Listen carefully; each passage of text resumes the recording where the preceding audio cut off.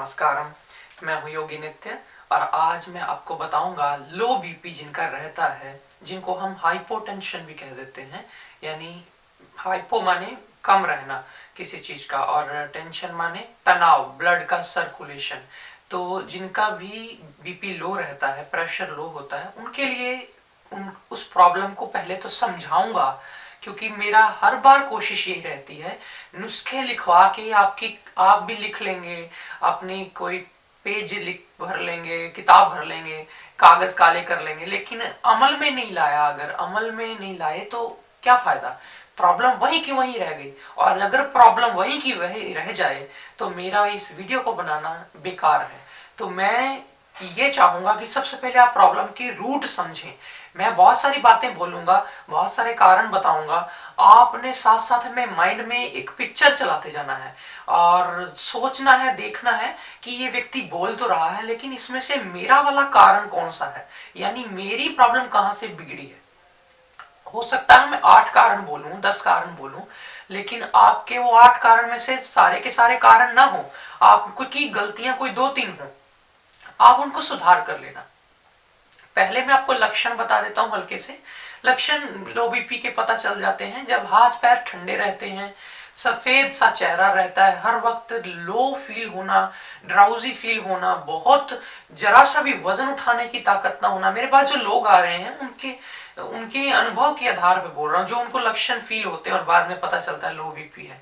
एकदम बेहोशी सी, चक्कर से आ जाना, कभी बैठे बैठे अंधेरा सा छा जाना आंखों के आगे, तो ये छोटे छोटे लक्षण से पता चल जाता है। टांगे रात को बहुत दर्द करना और कोई भी काम करने की हिम्मत ही ना होना, तो ऐसे में चेक करा के कई बार पता चल जाता है कि लो बीपी है।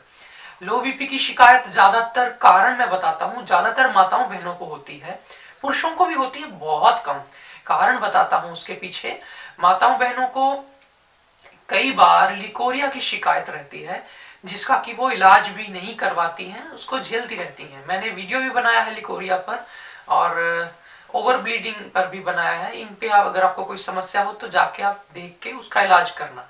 लेकिन मैं बता रहा था कि जो इनका इलाज नहीं करती बहनें माताएं, उनको प्रॉब्लम आ जाती है समय के साथ, सारा बॉडी ड्रेन हो जाती है लिकोरिया से, आपकी बॉडी का सारा न्यूट्रिशन खत्म हो जाता है, आपके अंदर ताकत नहीं बचती। फिर कुछ माताओं को डिलीवरी के बाद समस्या आ जाती है, पूरी बॉडी में फीड करते हैं बच्चे को दूध पिलाना होता है, तो उसके बाद खुद अपना डाइट का ध्यान नहीं देना, बस खाया खाया, नहीं खाया तो नहीं खाया।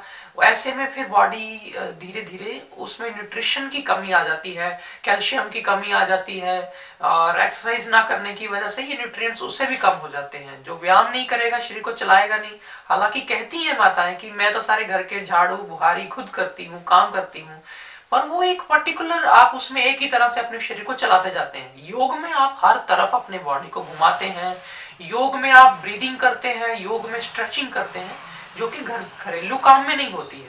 तो आपकी बॉडी में न्यूट्रिशन जब कम होगा, कैल्शियम, आयरन और ऐसे कई जो न्यूट्रिशन की चीजें हैं, अगर उसकी कमी होगी तो उससे भी आपको ये प्रॉब्लम आ सकती है। ये समझ लो पहले। आप कहेंगे अभी हल बताओ फटाफट, मुझे मैं नहीं बताऊंगा जल्दी से हल, मैं कोई सस्पेंस रख के कोई आपको घुमा फिरा के चीज नहीं दे रहा, ये मेरा अंदाज है। मैं पहले प्रॉब्लम पे चर्चा करता हूँ। अगर आपको ये अंदाज पसंद हो तो बहुत बहुत शुक्रिया, अगर नहीं भी हो तो भी कोई हर्ज नहीं, क्योंकि मैं अपने पैटर्न को नहीं छोड़ सकता। मैं पहले प्रॉब्लम को समझने को बोल रहा हूँ। आपको बेशक समझ होगी, आप बहुत गुणी होंगे पहले से ही, लेकिन उसको समझ के उसको रिमूव करो। रिमूव करेंगे तो ही दवाई मेरे अगले प्रयोग असर करेंगे, रिमूव नहीं करेंगे आपको असर ही नहीं होगा। और कई लोग ऐसी दवाएं खा लेते हैं, कुछ स्टीरॉइड्स या कुछ ऐसे, उससे भी बॉडी थोड़ी पगला सी जाती है। सिजेरियन कराने के बाद, सर्जरी कराने के बाद या डिलीवरी के बाद माताएं बहनें परहेज नहीं रखती, तो उसमें भी उनको मसाज करानी चाहिए, सिर ढक के रखना चाहिए 40 दिन तक, और ये सब चीजें करनी चाहिए, खुराक पूरी लेनी चाहिए। वो नहीं लेती हैं, वो दूसरे तीसरे दिन से अपनी बस मौज मस्ती में या इधर उधर भागने में लग जाती हैं। तो बुजुर्ग लोग पुराने जो होते थे वो टोकते थे, आजकल तो लोगों को टोकने वाले ही नहीं रहे, उनको समझ ही नहीं रही कि कैसे कराना है। वो भी कहते ठीक है जी, कोई बात नहीं, अच्छी भली चल रही है, चलने दो। उस वक्त तो प्रॉब्लम नहीं आती, बाद में फिर ऐसी कॉम्प्लिकेशंस आ जाती हैं। पुरुषों को इसलिए कम होती है ये चीजें क्योंकि उनको ये सब चीजों से नहीं गुजरना होता। उनको कोई रजोनिवृत्ति या कोई उनको प्यूबर्टी की चिंता नहीं, उनको मासिक की चिंता नहीं, तो उस वजह से उनको ये चीजें कम होती हैं। नसें कमजोर जिसकी होंगी या जिनकी बॉडी में हार्ट कमजोर है, लंग्स कमजोर है, बेसिकली पीछे से जिसके लंग्स कमजोर होंगे उसकी बॉडी में अच्छे से ऑक्सीजन का फ्लो नहीं होगा। ऑक्सीजन का फ्लो नहीं होगा तो बॉडी धीरे धीरे ब्लड प्रेशर कम हो सकता है। तो ये छोटे मोटे कारण थे, और भी कई कारण हो सकते हैं, हो सकता है मेरे दिमाग से निकल गया हो इस वक्त। तो ये छोटे मोटे इनमें से समझ लेना, इनको रिमूव कर लेना, ठीक कर लेना।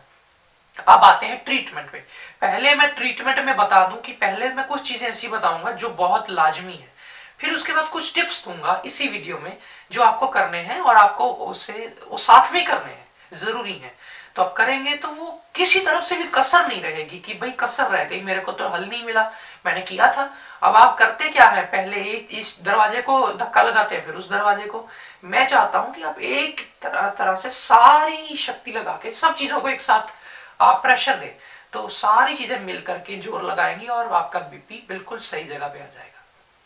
हालांकि कुछ लोगों का, माताओं का या भाइयों का बीपी 110 पे ही रहता है, 100 पे ही रहता है, ऊपर वाला, नीचे वाला 90 की जगह 80 पे ही रहता है, उनको उसी में ठीक लगता है। वो अपनी बॉडी की एक अपनी निजता है, इंडिविजुअलाइजेशन है, उसको आप कह सकते हैं कि वो आपको बॉडी, आपकी बॉडी वहीं पे ठीक महसूस करती है, उसका यही सिस्टम है। हो सकता है, लेकिन अगर आपको उससे भी कम जाए, 100 से भी नीचे जाए ऊपर का, तो सही नहीं है। तो ऐसे में मैंने आपको आयुर्वेदिक उपचार पहले बता दूं जो घर में आप कर सकते हैं। मैं ऐसे उपचार कम बताता हूँ गोलियां खाने वाले, हालांकि गोलियां खा के भी उपचार होते हैं, लेकिन गोलियों में मैं ज्यादा नहीं जाता। उसके लिए फिर आप किसी वैद्य के पास जाओ। मैं भी बता सकता हूँ गोलियां, लेकिन मेरी अपनी एक निजता कह लो या मेरी अपनी एक समझ कह लो कि मैं YouTube पे आपको गोलियां रिकमेंड कम करता हूँ। तो आपको करना क्या है, आपको रात के समय में सोने से पहले आपको आमल की रसायन, आमला के चूर्ण को 40 बार, पता नहीं 30 बार, मुझे इसका एग्जैक्ट वैल्यू मालूम नहीं, 40 बार शायद उसको आमले के रस में धोते हैं तो वो 40 गुना ताकतवर हो जाता है आमले से। तो आपको वो आमल की रसायन आधा चम्मच शहद में मिला के रात को चाट के सो जाना है। तो ये आप 40-50 दिन कर लें, 2 महीना कर लें, तो इससे आपको लो बीपी की शिकायत में बहुत मदद मिल जाएगी। बाय चांस अगर आप रात को दूध पी के सोते हैं, फिर तो आप ये कर नहीं सकते। फिर आप क्या करें, तो दूध में आप बादाम रोगन डाल लें 1 चम्मच और उसको पिया करें आराम से, और साथ में ले लें एक गोली चंद्र प्रभावटी। अब आप कहेंगे गोलियां मैं रिकमेंड नहीं करता, ये बता रहा हूं। ये गोली बिना किसी वैद्य की परामर्श के भी ली जा सकती है, हल्की ताकत की गोली है, इसलिए मैंने बता दी। हालांकि इसके साथ शिलाजीत की गोली भी देते हैं कई बार, पर वो आप अपने वैद्य से पूछ लेना पहले। आप उसको दिखाएंगे, वो चेक करके बताएगा कि शिलाजीत की गोली लेनी है या नहीं लेनी है। चंद्र प्रभावटी तो सारे ले सकते हैं। तो ये आप डिफरेंस देख लेना आपको कौन सा करना है दोनों में से। अगर आप दूध पीती हैं तो वो वाला, अगर आप रात को दूध नहीं पीते किसी दिन तो फिर वो वाला। दूसरे प्रयोग की बात कर लेते हैं। सुबह उठ करके आपने 4 चम्मच आंवले का रस लेना है। उन लोगों को जिन्होंने रात को आंवले की रसायन नहीं लिया, सुबह उठ करके 4 चम्मच आंवले का रस लिया और 1-2 चम्मच शहद मिला दिया, मिला के उसे धीरे धीरे चाट लो। चाट करके 1 घंटा 1.5 घंटा कुछ नहीं लेना। रात को अगर आमल की लिया है फिर ये सुबह नहीं करना, और अगर रात को वो शिलाजीत या फिर वो चंद्र प्रभावटी वाला या दूध में बादाम रोगन वाला एम किया है तो फिर आप ये सुबह आमले वाला करिए। आमले के रस में शहद मिला के चाट लो, घंटा 1.5 घंटा कुछ नहीं खाना। अगर खाएंगे तो फिर इसका असर नहीं होगा। 1.5 घंटे बाद फिर अपना नाश्ता करें, अपना जो रूटीन है वो करें। और ये आमले का प्रयोग हो गया। तो कई लोग कहते हैं कि मुझे आंवला से एलर्जी है, मैं आंवला नहीं ले सकती, मेरे को शहद से एलर्जी है। फिर मैं तीसरे प्रयोग पे आता हूँ। करना क्या है आपको रात को 30 दाने सौगी के भिगो देने हैं कांच के गिलास में या चीनी मिट्टी के गिलास में पानी डाल करके, हल्का सा इतना पानी डाल के 30 दाने। पहले दाने धो लेना अच्छे से, क्योंकि ज्यादातर सौगी जो है, किशमिश जो है, उस पे आजकल तेजाब लगा रहे हैं। मैंने खुद देखा है, हल्का सा तेजाब, किसी तरह एक अलग तरह का तेजाब होता है हल्का सा, उसको लगा के वो धूप में सुखा देते हैं सौगी को, किशमिश को, ताकि वो ज्यादा देर खराब ना हो। ऐसे ड्राई फ्रूट वाले लोग कर रहे हैं, तो मैं उनका कोई विरोधी नहीं हूं, लेकिन अगर ऐसा करते हैं तो उससे लोगों की सेहत पे तो गलत असर आता ही है। तो ऐसे में आप किसी जानकार से खरीदें सौगी किशमिश, जिसको समझ हो पूरी, जो आपको गलत चीज ना दे, पहली बात। दूसरी बात, या फिर आप बाजार से ले आए मेवा। मेवा सौगी की तरह ही होता है, लेकिन थोड़ा मीठा भी होता है, और थोड़ा उसका रंग लाल होता है, लाल लाल होता है, वो हरा नहीं होता, लाल रंग का होता है। बिल्कुल मुनक्का नहीं कह रहा मैं, मुनक्का बहुत बड़ा होता है, मोटा होता है, मैं छोटी सौगी की बात कर रहा हूँ, लेकिन वो लाल रंग की होती है, उसको मेवा कहते हैं। तो मेवा के 30 दाने रात को भिगो दिए, 20 दाने भिगो लो शुरू में, पच जाया करें तो 30 पे आ जाना। 30 पूरी डोज है एक व्यक्ति के लिए, 5.5 फीट की हाइट का व्यक्ति 30 दाने खा सकता है। तो 30 दाने भिगो लिए, सुबह उठ करके उसको अच्छे से छान लिया, पानी में पहले ही धो करके वो भिगोना। तो हो सके तो वो पानी पीना चाहो पी लो, नहीं पीना चाहते तो उसको फेंक भी सकते हो, गमले आदि में किसी में डाल दो। तो अब वो सौगी के दाने जो हैं वो फूल गए, और उसको आप दही लेकर के, एक कटोरी दही फेंट लो अच्छे से, अब वो दही में डाल करके डेली उसको खाओ। तो बिना दही के, अगर दही सूट नहीं करती या दही सुबह नहीं लेना चाहते, कफ रहता है, थोड़ा बहुत दही का मौसम नहीं है, तो फिर आप बिना दही के भी उसको चबा चबा के एक एक दाना मुंह में रखते जाओ, चबाते जाओ, और अच्छे से चबा के खा लो। इसके भी घंटे 1.5 घंटे तक कुछ नहीं लेना। अब आप समझ लेना, या आप आंवले के रस वाला शहद मिला के प्रयोग करेंगे, या फिर ये करेंगे, तीनों में से कोई प्रयोग एक कर सकते हैं। ऐसा भी कर सकते हैं कि थोड़े दिन वो कर लिया, बीच में अगर किसी दिन दही नहीं खाने का दिल कर रहा तो आप दूसरा आंवले के रस वाला प्रयोग कर लिया। किसी दिन आंवला नहीं खाना, आंवला खत्म हो गया, तो आप रात को सौगी भी भिगोना भूल गए तो तुरंत भिगो दो सौगी को। तो वो इमरजेंसी के लिए बता रहा हूँ, सौगी तुरंत भिगो करके उसको आप पानी में 10-20 मिनट रख दो, फिर निकाल के उसको दही में डाल के खा लो। ऐसे ये सारे मिले जुले प्रयोग करने हैं। फिर साथ में एक प्रयोग रेगुलर करना है, वो सबको करना है, वो है गाजर का सीरा।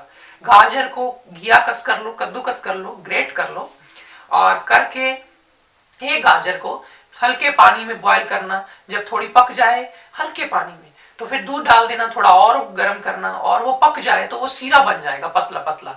हालांकि इसमें मीठा मिलाना चाहो मीठा मिला लो, शहद मिलाओ तो और भी बढ़िया। तो वो मिला के आप इसको खाइएगा सुबह, दोपहर, शाम। इस पे मैंने अलग से वीडियो भी बनाया है गाजर के सिरे पर, तो आप देख लेना, कैरेट मिल्क डेजर्ट नाम से मेरी वीडियो है। तो उसको आप दिन में कभी भी खाइए जब भूख लगी हो, ये खाना ही है रेगुलर। तो इससे इसको भी साथ में करना है, ये जो 2-3 प्रयोग पहले बताए थे उनमें से तो एक चूज करना है, लेकिन ये सबको करना है। फिर इसके साथ साथ आपको मालिश करनी है ऊपर की तरफ, ऊपर की तरफ यानी आप दिल की तरफ। अगर हाथों को कर रहे हैं तो ऊपर की तरफ, टांगों को कर रहे हैं तो ऊपर की तरफ, छाती आदि को कर रहे हैं, पेट को, पीठ को कर रहे हैं तो गोल गोल।